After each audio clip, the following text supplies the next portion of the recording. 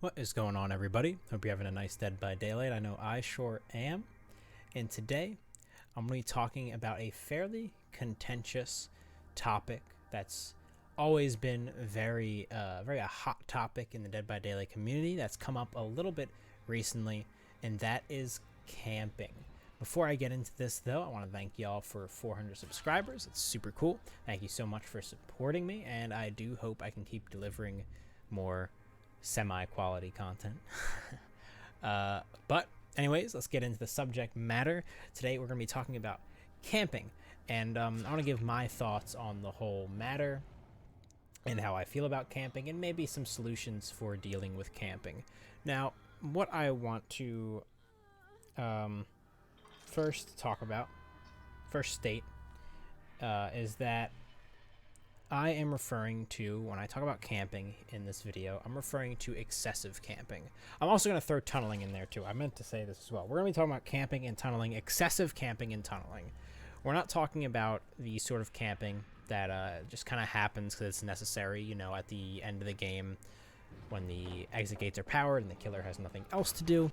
Of course, they're going to sort of proxy camp the hook. They got nothing else to do. It's the only thing really they have. They don't have any other objectives.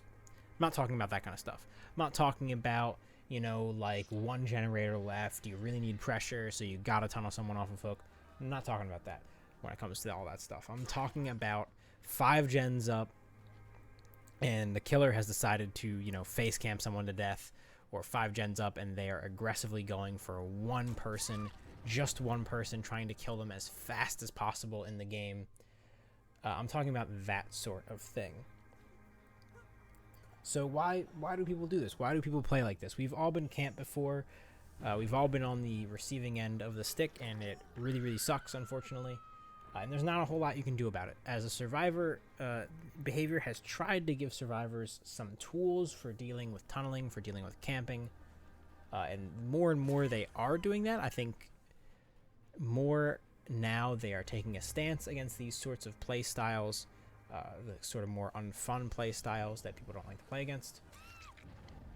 But it's still not exactly enough.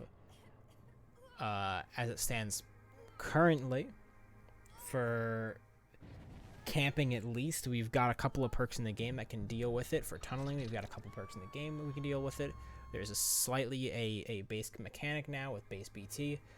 But at the end of the day, if a killer really wants someone dead, that motherfucker's just gonna die. That's the reality of it.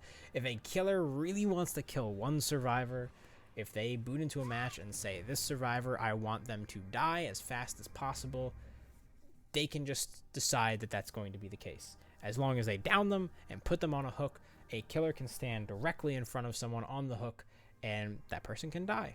And the unfortunate problem with this that, you know, many content creators have brought up recently, mostly someone like Otstarva, is that this is a fairly effective strategy. Someone can pick, you know, a very good camping killer like Bubba, like the Trickster.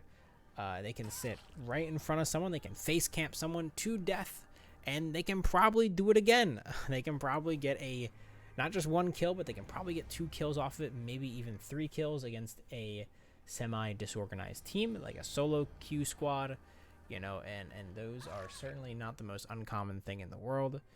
And it's sad that a killer can, as someone who has put a lot of hours in the killer, I'd say my time in this game is sort of like a 55-45 split between killer and survivor. I try to play both roles equally nowadays, but for a long time I was very much kind of a killer main for a very long time when I first started playing this game.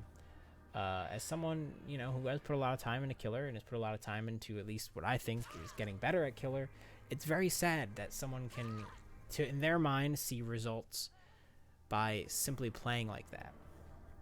And I want to say that they're not doing that because, you know, they're a sick, twisted person that hates survivors and hates what survivors stand for. Sure, there are people out there that exist like that, unfortunately, but they're very much in the minority.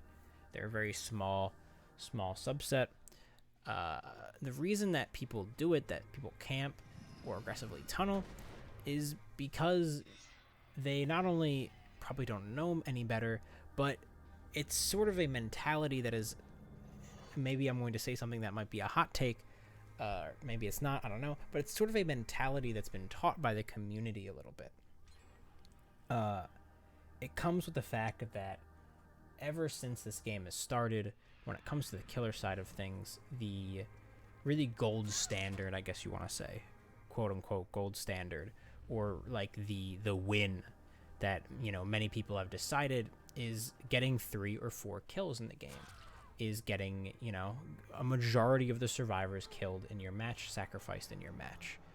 It's always been focused on the kills. Everyone's always focused on killing survivors as the killer for getting a win in a game, instead of focusing on what I think is more important, as a show of skill, as a show of a good game, as a show of, you know, a hard fought win, is hook states.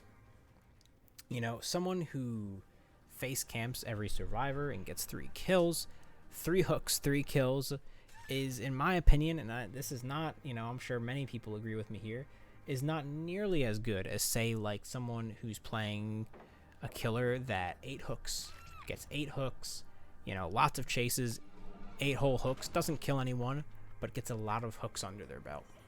I think that second player is obviously a lot better than the first player, but the problem is, in the community's eyes, and even in MMR's eyes, even in behavior's ranking system's eyes, the first person is actually better than the second person, because they got more kills. And I don't think that's fair. I don't think that's very constructive for this kind of game. I think hopefully now, at least, we're starting to realize that we should be emphasizing more chases as killer. We should be emphasizing more hooks as killer, as a means of showing, you know, just having a constructive game and a fun game. And I don't know where I'm kind of going with this point right now, but you get what I mean. More hooks, better. That's the kind of what I want the game to be balanced around. Is not necessarily, you know, sacrificing survivors is an important aspect as killer, but the killer should have to go through a good amount of the sacrifice process. The whole sacrifice process was built for that reason, or at least I think it would have been built for that reason. So how can we deal with it? How can we deal with camping? How can we deal with excessive tunneling? The easiest way to deal with it is obviously is make it so it's not as effective anymore. The reason people keep doing it, the reason that, you know, people will boot up into a match and they face camp 3 people to death, or they face camp 2 people to death, or they tunnel someone to death, or whatever, is because it works. It's because it's working for them. It's because it's getting them kills, and to them, more kills, good. More kills means they're a good player.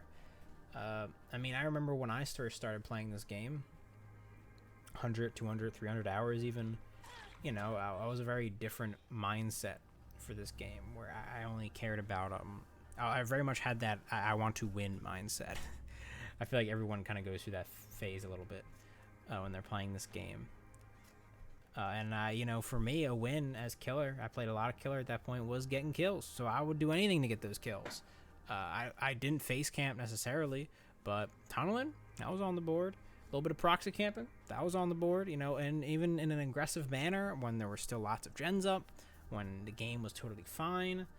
Yeah, there was definitely situations where I would play particularly dirty earlier on in my hours playing this game, because it worked for me, because I knew it worked. I knew that shit would work, and I knew it did good, so that's why I kept doing it. So my idea here is we should reward players for doing what is, you know, the more fun, more constructive way of playing the game, you know, getting a lot of hooks, getting a lot of chases as killer.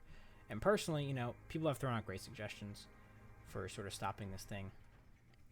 I think you can throw as many mechanics as you want at the wall to try to stop people from face camping, from excessive tunneling. The reality is, don't matter how many mechanics you throw at the wall, I think people are still going to do it at the end of the day. I think you can make it as hard as possible. People who really, really want to do it, who really want to like tunnel someone out of the game, they're still just going to do it.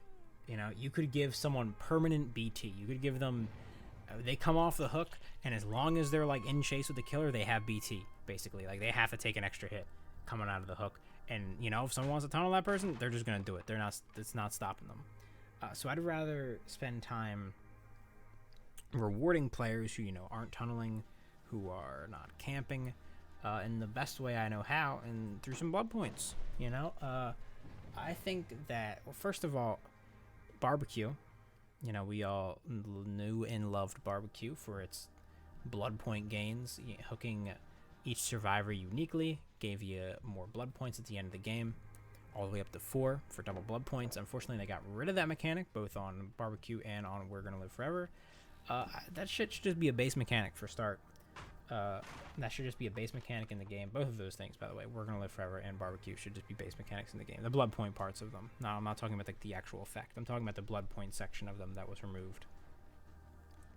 Those should just be base in the game, and you should even expand on it. You should like have this sort of momentum mechanic, I guess, where hooking.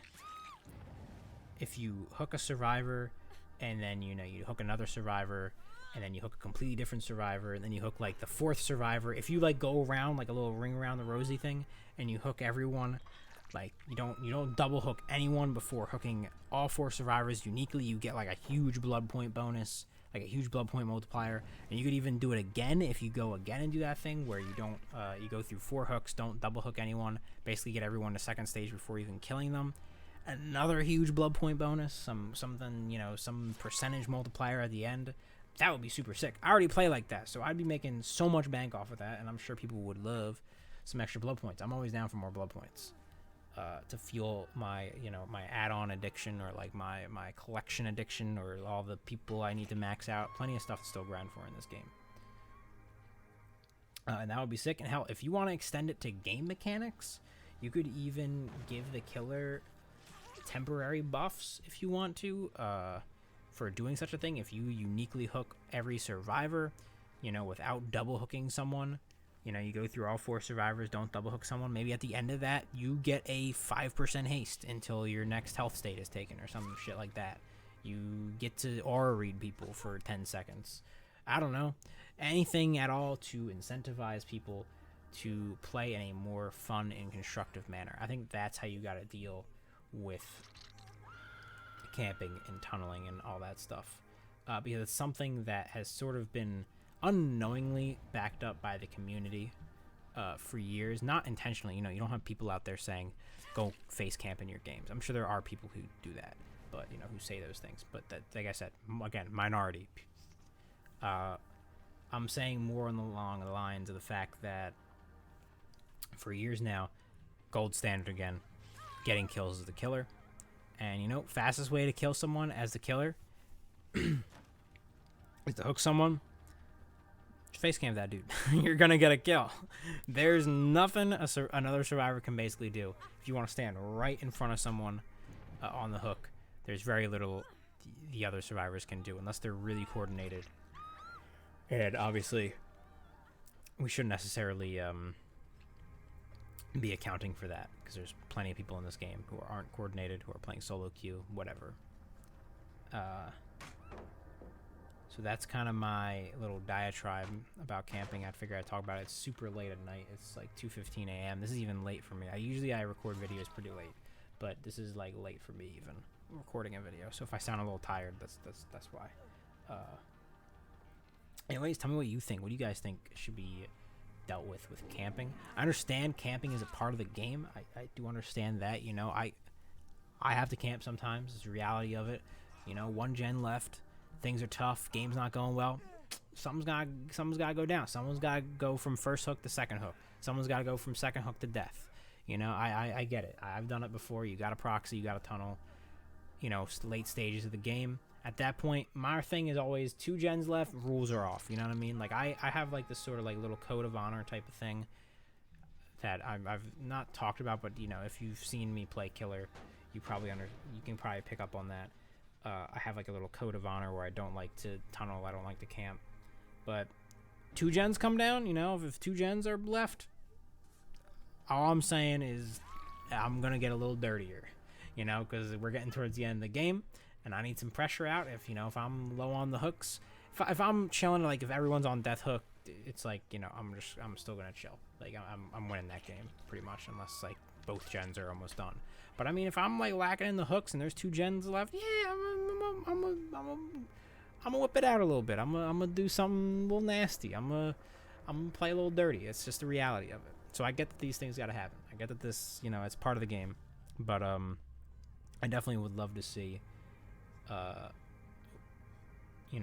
love to see there something be done for the excessive forms of this sort of gameplay, because obviously it's very much not fun, as I'm sure everyone knows. So yeah, let me know what you think in the comments. Thanks again for watching. Thanks again for 400 subs.